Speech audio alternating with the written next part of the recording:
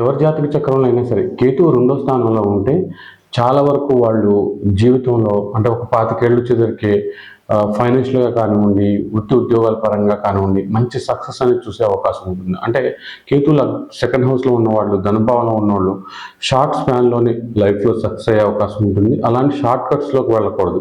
Short కట్స్లోకి వెళ్ళకుండా hard work చేస్తే తప్పకుండా చాలా స్పీడ్గా, అందరికంటే స్పీడ్గా లైఫ్లో సెటిల్ అయిపోయే అవకాశం ఉంటుందన్నమాట. అలాగే కేతువు సెకండ్ హౌస్లో ఉండడం వలన మాట అనేది కొంచెం తడబడడం, ఎందుకంటే సెకండ్ హౌస్ అనేది వాక్ స్థానం కాబట్టి కొంచెం మాట్లాడేటప్పుడు చూసుకోకుండా మాట్లాడడం, ఎదుటి వ్యక్తుల్ని ఈజీగా బాధ పెట్టే మాటలు వచ్చేస్తూ ఉంటాయి అనమాట. ఎందుకంటే కేతువుకి తల అనేది ఉండదు కదా, దానివల్ల అనమాట. ఎదుటి వ్యక్తిలో ఉన్న లోపాలను కూడా ఈజీగా బయటకు చెప్పేస్తారు అనమాట.